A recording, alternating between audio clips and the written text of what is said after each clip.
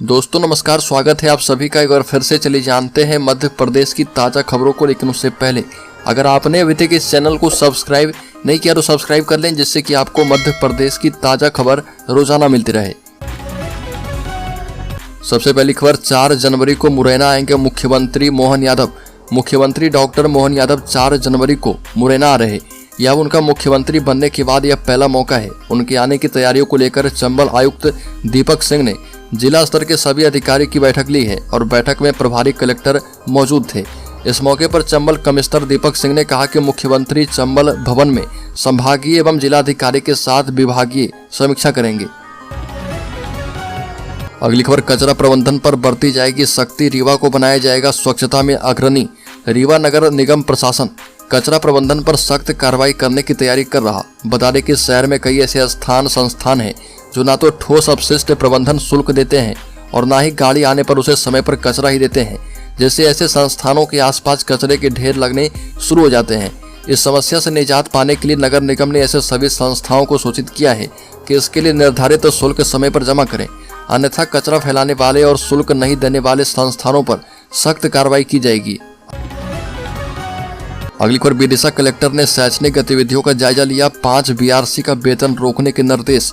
Collector Umashankar Bhargava ने विदिशा में शिक्षा विभाग के माध्यम से संचालित कार्य का जायजा लिया। कलेक्ट्रेट में आयोजित इस बैठक में जिला पंचायत सीईओ डॉक्टर योगेश भरसट के अलावा जिला शिक्षा अधिकारी डीपीसी समेत अन्य मौजूद रहे। कलेक्टर भार्गव ने 5 विकास खंडों के बीआरसी द्वारा सौंपे गए कार्य की दायित्वों के निर्वहन एवं क्रियान्वयन में उदासीनता बरतने पर उनका वेतन रोकने और 7 दिनों में सर्वे कर निरीक्षरों की सही जानकारी प्रस्तुत करके उन्हें साक्षर करने की कार्य योजना प्रस्तुत करने के निर्देश दिए हैं। अगली खबर, शादी से पहले प्रेग्नेंट हो गई प्रेमिका तो प्रेमी ने इस तरह खेला मौत का खेल। राज्य के उमरिया जिले में हिला देने वाली घटना सामने आई है। पूरे उमरिया को हिला देने वाले अनजान लड़की के ब्लाइंड मर्डर का खुलासा हो गया है। इस 20 साल की लड़की की लावारिस लाश जिले के असोड़ गांव में सुनसान इलाके में 15 दिसंबर को ही मिली थी। जिस वक्त पुलिस को ये लाश मिली थी उस वक्त वह बुरी हालत में थी और शरीर का कुछ हिस्सा कंकाल में बदल चुका था। पुलिस ने इस मामले में उसके प्रेमी और उसके साथी डॉक्टर को गिरफ्तार किया है। प्रेमी ने इस खौफनाक हत्याकांड को इसलिए अंजाम दिया क्योंकि उसे बदनामी का डर सताने लगा था। उसकी प्रेमिका शादी से पहले ही प्रेग्नेंट हो गई थी और इस सनसनीखेज घटना के कई दिनों तक पुलिस परेशान रही थी। अगली खबर, भ्रष्टाचार के मामले में फैसला, डिप्टी कलेक्टर सहित पत्नी, पुत्री, दामाद और समधन की संपत्ति अधिहरण के आदेश। शाजापुर में विशेष न्यायालय इंदौर के न्यायाधीश श्री गंगाचरण दुबे ने मध्य प्रदेश विशेष न्यायालय अधिनियम 2011 के तहत एक सत्र प्रकरण में आदेश पारित करते हुए शाजापुर के तत्कालीन डिप्टी कलेक्टर हुकुमचंद सोनी, पिता केसरी मल सोनी निवासी 674 वैशाली नगर मंगल कॉलोनी उज्जैन, पत्नी श्रीमती सुषमा एवं पुत्री अंजलि सोनालिका प्रीति सरिता और दामाद अजय वर्मा की चल अचल संपत्तियों एवं बीमा पॉलिसियों से राशि वसूली करके राजसात करने के लिए कलेक्टर उज्जैन को आदेशित किया है। अगली खबर, मध्य प्रदेश के हर जिले में लागू होगी साइबर तहसील व्यवस्था। 1 जनवरी को खरगोन से किया जाएगा शुभारंभ। मध्य प्रदेश के राजस्व प्रशासन सुधार में साइबर तहसील व्यवस्था से नागरिकों के हित में अभूतपूर्व परिवर्तन होने जा रहा। इसकी शुरुआत खरगोन जिले से होगी। मुख्यमंत्री डॉक्टर मोहन यादव के निर्देशा मुताबिक साइबर तहसील की व्यवस्था अब जिलों में 1 जनवरी 2024 से लागू हो रही है और ये जानकारी जनसंपर्क अधिकारी अवनीश कुमार ने दी है और बताया कि मुख्यमंत्री डॉक्टर मोहन यादव की मंशा के मुताबिक अब प्रदेश में राजस्व प्रकरणों का निराकरण अत्यंत कम समय में किया जाएगा। अगली खबर, कैलाश विजयवर्गीय बने मध्य प्रदेश के अगले नगरीय विकास एवं आवास मंत्री। मुख्यमंत्री मोहन यादव ने दी है बधाई। लंबे समय के बाद आखिरकार मध्य प्रदेश के मुख्यमंत्री डॉक्टर मोहन यादव ने अपने मंत्रिमंडल का ऐलान कर दिया है और मंत्रिमंडल के ऐलान के साथ ही विभाग का बंटवारा कर दिया है।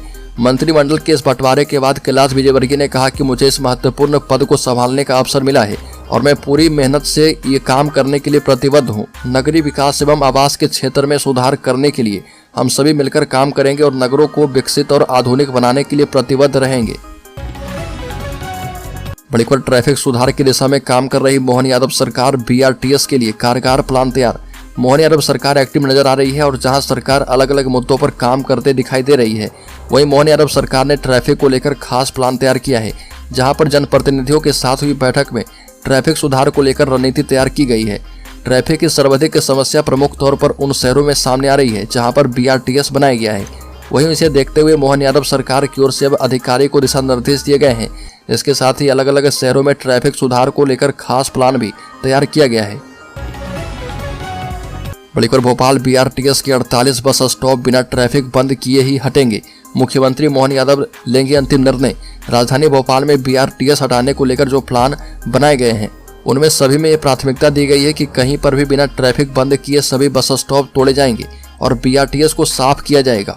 जो प्लानिंग बीआरटीएस को हटाने के लिए बनाई गई है उसे मुख्य सचिव बिराना के सामने पेश किया जाएगा और इससे पहले निगम कमिश्नर फ्रैंक नवले ने सिविल इंजीनियर के साथ लंबी मीटिंग की है। बड़ी मध्य प्रदेश में मंत्री के विभाग का बंटवारा, भोपाल में सूची देकर सिंगाजी धाम दर्शन करने पहुंचे मुख्यमंत्री मोहन यादव।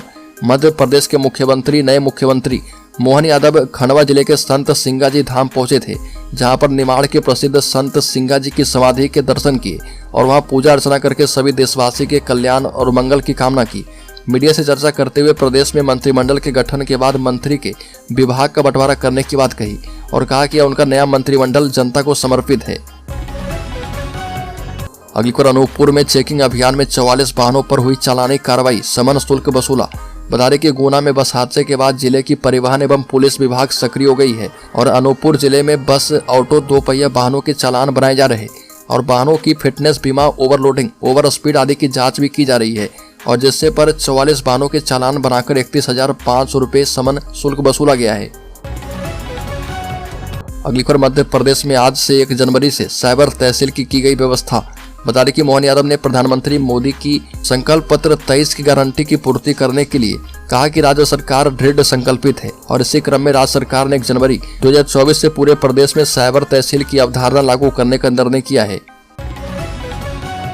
अगली खबर, नए साल से पहले मध्य प्रदेश में हुक्का बार किया गया बैन, कानून का उल्लंघन किया तो मिलेगी सख्त सजा। मध्य प्रदेश सरकार ने राज्य में हुक्का बार बंद करने का कानून लागू कर दिया है। अब कोई भी हुक्का पिलाता पकड़ा गया तो उसके खिलाफ नए कानून के तहत कार्रवाई की जाएगी। इस कानून के तहत सिगरेट और अन्य तंबाकू उत्पाद विज्ञापन का प्रतिषेध और व्यापार एवं वाणिज्य उत्पादन, प्रदाय और वितरण का विनियमन संशोधन अधिनियम 2023 पास किया गया है। बड़ी खबर, वोटिंग तक के लिए भाजपा के सभी प्रोग्राम किए गए तय। लोकसभा की 29 सीटें जीतने के लिए बनेंगे 7 क्लस्टर। मध्य प्रदेश विधानसभा चुनाव में भारतीय जनता पार्टी को शानदार जीत मिली है और भाजपा ने 230 में से 166 सीटें जीतकर सत्ता बरकरार रखी है। लेकिन विधानसभा चुनाव में मिली जीत के साथ ही लोकसभा चुनाव की तैयारी में भाजपा अब जुट गई है और सभी 29 सीटों पर पार्टी ने तैयारियां शुरू कर दी है।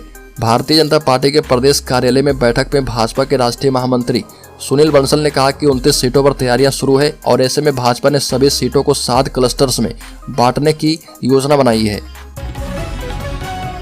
अगली खबर, सरकारी बंगले में नहीं रहेंगे मध्य प्रदेश के डिप्टी सीएम राजेंद्र शुक्ला। पड़ोसियों से किए वादे के बाद लिया फैसला। प्रदेश में नई सरकार के मंत्रिमंडल का गठन होने के बाद से मंत्रियों के पसंदीदा बंगले की चाहत होती है और पूर्व के मंत्री और विधायकों द्वारा बंगले खाली नहीं करने से ज्यादातर मंत्री को अभी तक बंगले नहीं मिले हैं। ऐसे में बता दें कि डिप्टी सीएम राजेंद्र शुक्ला ने अपने क्षेत्र की जनता से वादा कर दिया है कि वह अपने निजी घर में ही रहेंगे और निजी घर को नहीं छोड़ेंगे।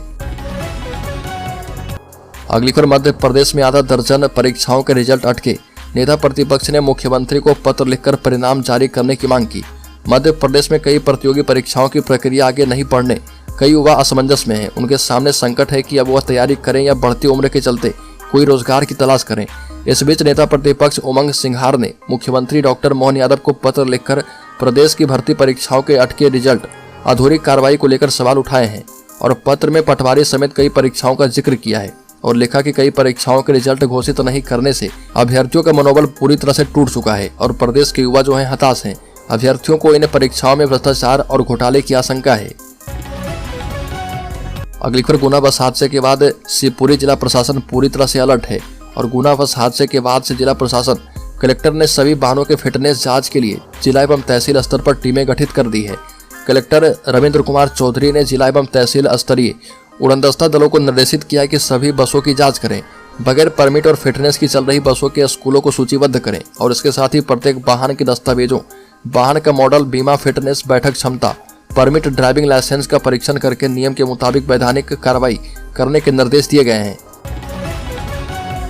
अग्निखर मोटर व्हीकल एक्ट के खिलाफ उतरे मोटर चालक संघ की चेतावनी, कहा कि 1 जनवरी से बसों पर नहीं जाएंगे। जिला मुख्यालय के बस स्टैंड पर चालक परिचालक संघ के अधिकारी और सदस्य ने प्रोटेस्ट करते हुए केंद्र सरकार की ओर से बनाए गए गाड़ी ड्राइविंग को लेकर नए कानून बदलाव के खिलाफ वाहन चालक बगावत पर उतर आए हैं। बस चालक परिचालक समिति जिला अध्यक्ष जाहिद पठान ने कहा कि नए मोटर व्हीकल एक्ट में बदलाव के कारण गरीब वाहन चालक 7 लाख रुपए जुर्माना कहां से लाएगा। 10 साल की जेल का भी प्रावधान नए कानून में किया गया है और इस वजह से वाहन चालक 1 जनवरी से सांकेतिक रूप से हड़ताल पर रहेंगे। नए कानून के तहत प्रावधान के मुताबिक चालक घायल को अस्पताल लेकर जाता है तो सजा कम मिलेगी।